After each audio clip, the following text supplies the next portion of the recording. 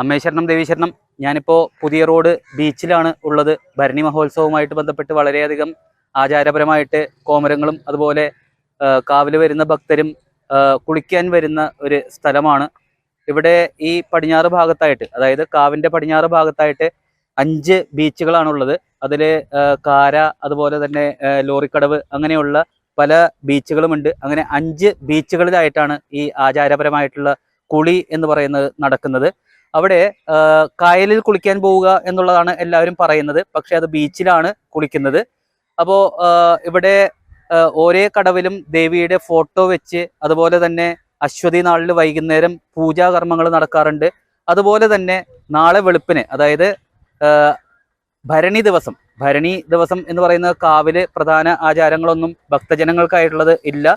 പക്ഷെ ഈ ബീച്ചിൽ നിന്ന് വെളുപ്പിന് ഒരു 5:30 കൂടിയിട്ട് എല്ലാ ബീച്ചിൽ നിന്നും താലി ആയിട്ട് ഘോഷയാത്രയായിട്ട് പോയിട്ട് ചന്തപ്പുരയിൽ ഒത്തുകൂടി ആ 5 ബീച്ചുകളിലെയും സംഘങ്ങൾ ഒരുമിച്ച് കാവിലേക്ക് പോയി അമ്മയ്ക്ക് താലി സമർപ്പിക്കുക എന്ന് പറയുന്ന ഒരു ചടങ്ങാണ് നടക്കുന്നത്.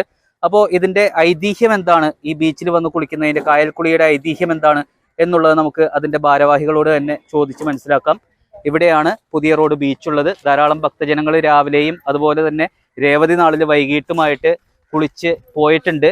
ഇനിയും ആളുകൾ വരും. അശ്വതി കാവ് തീണ്ടൽ വരെ ഇവിടെ ആളുകൾ, ഭക്തജനങ്ങൾ വന്ന് കുളിച്ച് കാവിലേക്ക് പോവുക എന്ന് പറയുന്ന ചടങ്ങാണ് നടക്കുന്നത്.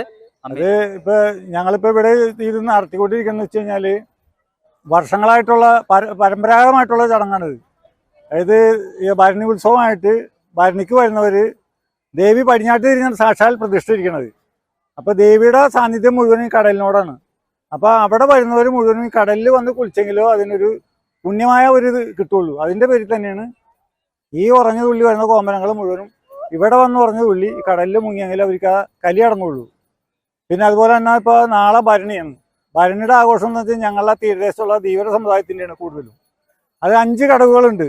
അത് ആറ്റുപുറം, തട്ടുംകടവ്, ലോറിക്കടവ്, കാര വാക്കടപ്പുറം, പുതിയ റോഡ് അർപ്പക്കടവ്. ഇങ്ങനെ ഈ 5 കടവിൽ നിന്ന് താലങ്ങൾ ചന്തപ്പുരയിൽ കേന്ദ്രീകരിച്ചിട്ട് ഒന്നിച്ചാണ് പിന്നെ രാവിലെ തന്നെ അങ്ങോട്ട് ദേവി സന്നിധിയിൽ എത്തുന്നത്. അപ്പോൾ അവിടെ ദേവി സന്നിധിയിൽ എത്തിക്കഴിഞ്ഞിട്ട് താലം ചൊരിഞ്ഞ് അവിടെ ദേവിക്ക് താലി സമർപ്പിച്ച് ആ ചടങ്ങ് അവിടെ അവസാനിപ്പിക്കുകയാണ്. ഇതാണ് പ്രധാനമായ ചടങ്ങ്. ഇന്ന് വൈകിട്ട് ഇവിടെ ദേവി പൂജയുണ്ട്, അന്നദാനമുണ്ട്, അങ്ങനെ പല കുട്ടികളുടെ പരിപാടികളൊക്കെ ഉണ്ട്. അങ്ങനെ ആ ചടങ്ങുകളൊക്കെ ഉണ്ട് ഇവിടെ.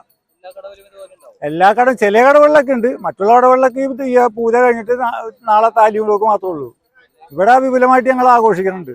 അതിനോടൊരു അർപ്പക്കടവ് ശ്രീകുരുമ്പ പരിപാലന സഭ എന്ന് പറഞ്ഞൊരു സഭയുണ്ട്. ആ സഭയുടെ നേതൃത്വത്തിലാണ് ഈ ചടങ്ങുകൾ മുഴുവൻ നടത്തുന്നത്. അപ്പോൾ ഇവിടെ ഭക്തർക്ക് വേണ്ട എല്ലാവിധ ലൈറ്റുകളും സാധന സൗകര്യങ്ങളൊക്കെ ഞങ്ങൾ ഒരുക്കുന്നുണ്ട്. എല്ലാവിധ ഈ സൗജന്യമായിട്ട് കഞ്ഞി കൊടുക്കുന്നുണ്ട്. അങ്ങനെ എല്ലാ വേണ്ട വിധത്തിലുള്ള കാര്യങ്ങൾ ഞങ്ങളിപ്പോൾ കുറേക്ക് ഒരു 10-15 കൊല്ലമായിട്ട് നടന്നുകൊണ്ട് പോയിട്ടുണ്ട്. കുളിക്കാൻ വന്ന രേവതി നാൾ മുതൽ ഇവിടെ കുളിക്കാൻ വരും. ഇന്ന് രേവതി അശ്വതിയാണ്. രേവതി നാൾ വൈകുന്നേരം മുതൽ ഇവിടെ ജനനിബിഡമാണ്. അതിപ്പോൾ 2 മണി മുതൽ കുളിച്ച് ആളുകൾ ഇങ്ങനെ പോയിക്കൊണ്ടിരിക്കും, വന്നുകൊണ്ടിരിക്കും. അപ്പോൾ ഇത്രയും വിപുലമായ വിശാലമായ കടപ്പുറത്ത് തിങ്ങി നിറഞ്ഞുകൊണ്ടാണ് ജനങ്ങൾ വരുന്നത്. അത് മുഴുവനും അവിടെ വന്ന ജനങ്ങൾ മുഴുവനും ഇവിടെ വന്ന് കുളിച്ചിട്ടോ പോകുള്ളൂ. പിന്നെ കുളിക്കുന്നതിൻ്റെ ഇടയിൽ ഉണ്ടാകുന്ന അപകടങ്ങൾ ഇല്ലാതാക്കാനായിട്ട് ഞങ്ങൾ ഈ സംഘടനകൾ പരമാവധി ശ്രമിക്കുന്നുണ്ട്. അതിൻ്റെ ഉള്ളിൽ കൂടുതൽ അപകടങ്ങളൊന്നും ഇതുവരെ ഉണ്ടായിട്ടില്ല.